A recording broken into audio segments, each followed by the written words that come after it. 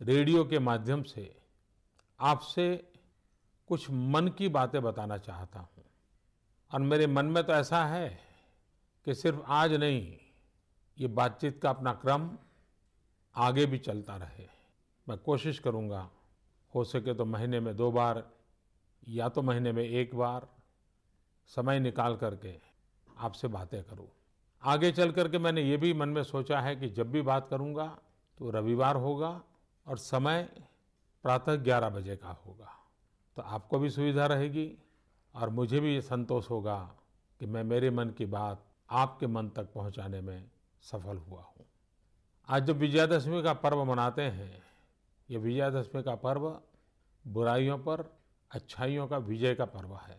लेकिन एक श्रीमान गणेश वेंकरादरी, मुंबई के सज्जन, उन्होंने मुझे मेल भेजा और उन्होंने कहा कि विजयादशमी में हम अपने भीतर की 10 बुराइयों को खत्म करने का संकल्प करें।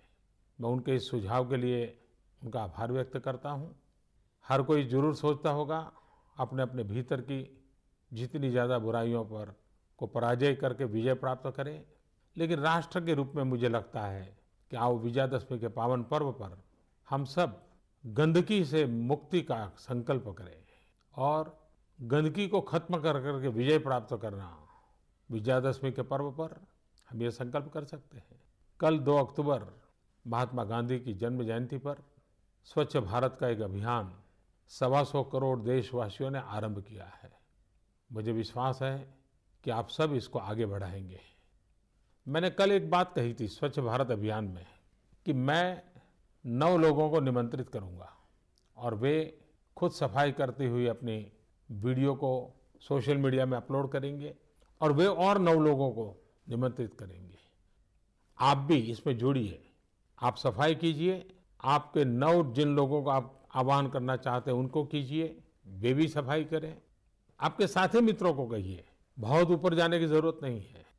वो और 9 लोगों को कहे, वो और 9 लोगों को कहे, धीरे धीरे पूरे देश में ये माहौल बन जाएगा। मैं विश्वास करता हूं इस काम को आप आगे बढ़ाएंगे। हम जब महात्मा गांधी की बात करते हैं तो खादी की बात बहुत स्वाभाविक ध्यान में आती है। आपके परिवार में अनेक प्रकार के वस्त्र होंगे, अनेक प्रकार के फैब्रिक्स होंगे, अनेक कंपनियों के प्रोडक्ट होंगे। क्या उसमें एक खादी का नहीं हो सकता क्या? मैं आपको खादीधारी बनने के लिए नहीं कह रहा हूं, आप पूर्ण खादीधारी होने का व्रत करें ये भी नहीं कह रहा हूं। मैं सिर्फ इतना कहता हूं कि कम से कम एक चीज, भले हैंडकरचीफ हो, भले घर में नहाने का तौलिया हो, भले हो सकता है बेडशीट हो, तकिए का कवर हो, पर्दा हो, कुछ तो भी हो। अगर परिवार में हर प्रकार के फैब्रिक का शौक है, हर प्रकार के कपड़ों का शौक है, तो एक ये भी तो होना चाहिए। और ये मैं इसलिए कह रहा हूं कि अगर आप खादी का वस्त्र खरीदते हैं तो एक गरीब के घर में दिवाली का दिया जलता है।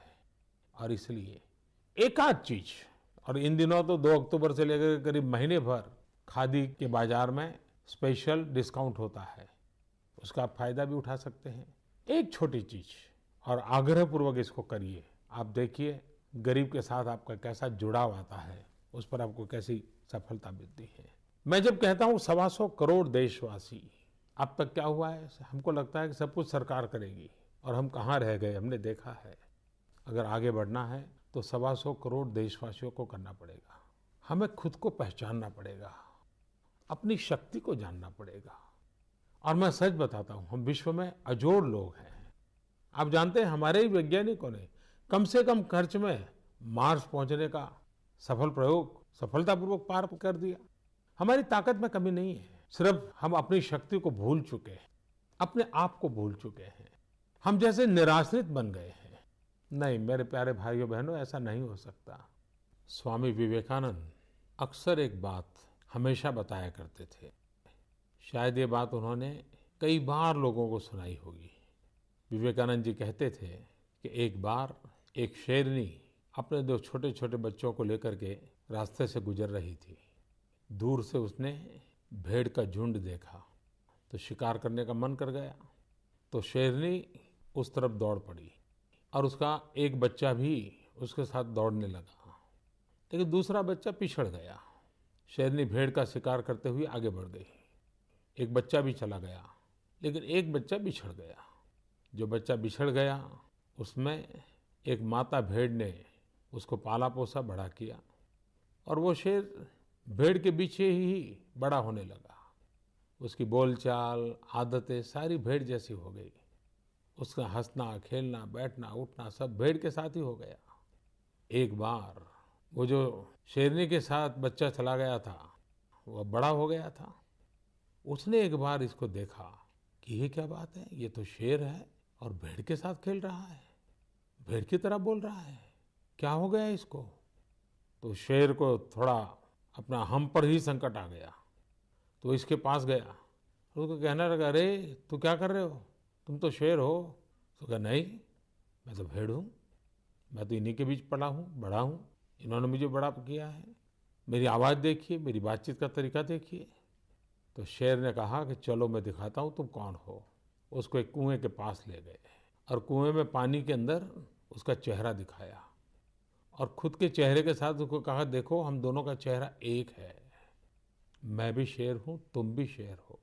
और जैसे ही उसके भीतर से आत्मसम्मान जगा, उसकी अपनी पहचान हुई, तो वो भी उस शेर की तरह भेड़ों के बीच पला हुआ शेर भी दहाड़ने लगा।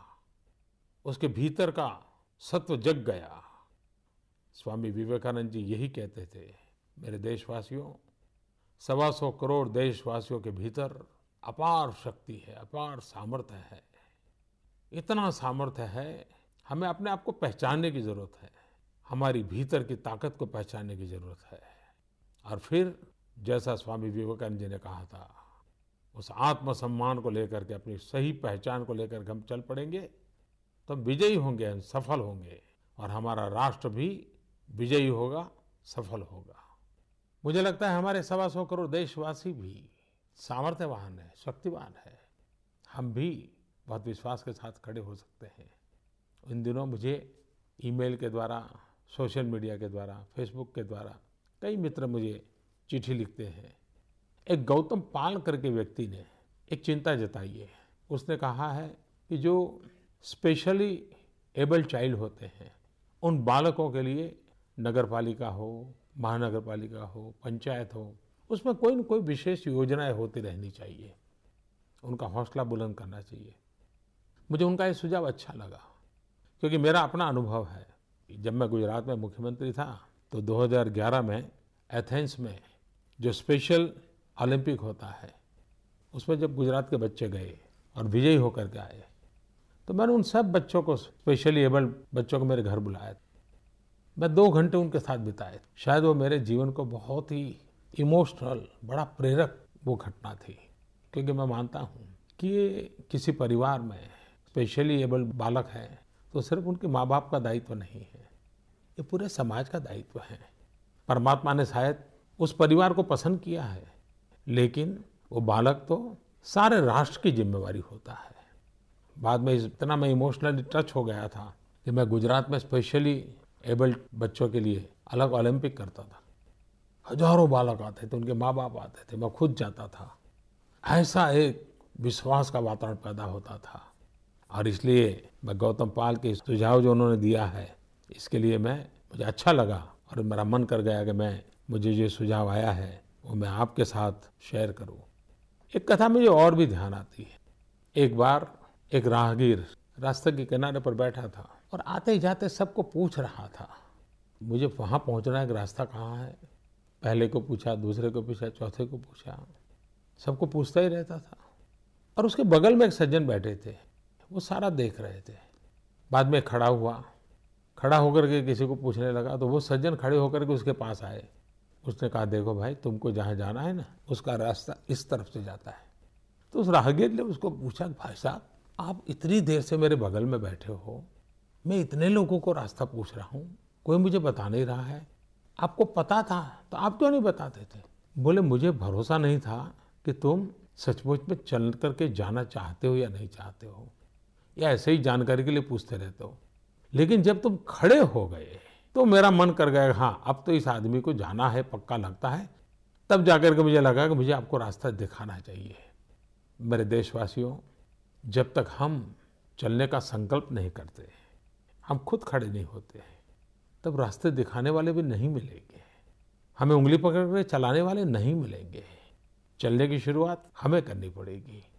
और मुझे विश्वास है कि 125 करोड़ देशवासी जरूर चलने के लिए सामर्थ्यवान हैं, चलते रहेंगे। कुछ दिनों से मेरे पास जो अनेक सुझाव आते हैं, बड़े इंटरेस्टिंग सुझाव लोग भेजते हैं। मैं जानता हूं कब कैसे कर पाएंगे, लेकिन मैं इन सुझावों के लिए, क्योंकि ये भी एक सक्रियता जो है ना, ये देश हम सबका है, कोई सरकार का देश थोड़ा है, नागरिकों का देश है। नागरिकों का जुड़ना बहुत जरूरी होता है। मुझे कुछ लोगों ने कहा है कि भी जो लघु उद्योग शुरू करते हैं तो उसकी पंजीकरण जो प्रक्रिया है वो आसान होनी चाहिए। मैं जरूर सरकार में उसके लिए सूचना करूंगा। कुछ लोगों ने मुझे लिख करके भेजा है कि बच्चों को 5वीं कक्षा से ही स्किल डेवलपमेंट सिखाना चाहिए, ताकि वो पढ़ते पढ़ते ही कोई न कोई अपना हुनर सीख ले, कारीगरी सीख ले। बहुत ही अच्छा सुझाव उन्होंने दिखा है। उन्होंने ये भी कहा है कि युवकों को भी कंपलसरी स्किल डेवलपमेंट होना चाहिए उनकी पढ़ाई के अंदर।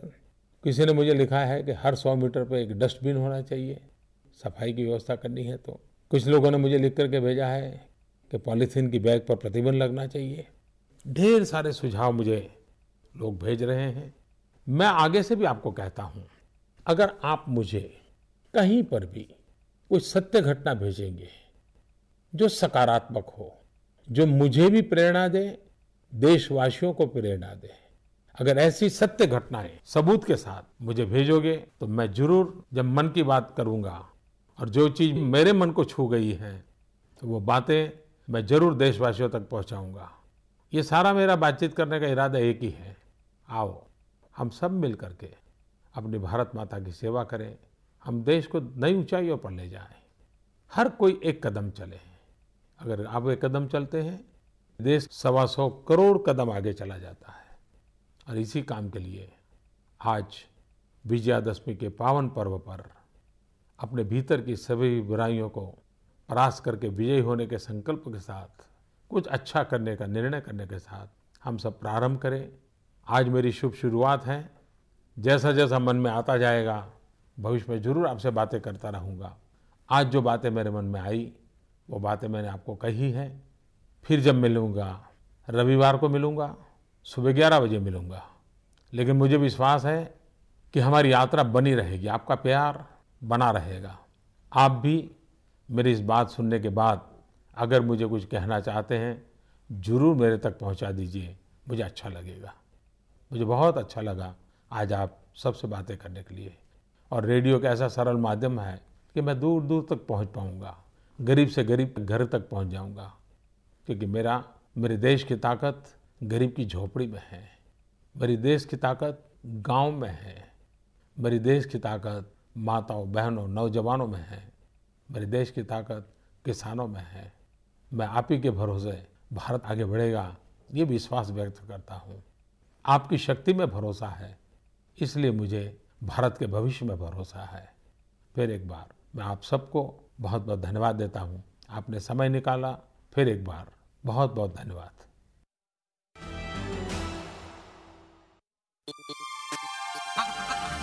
Kakak,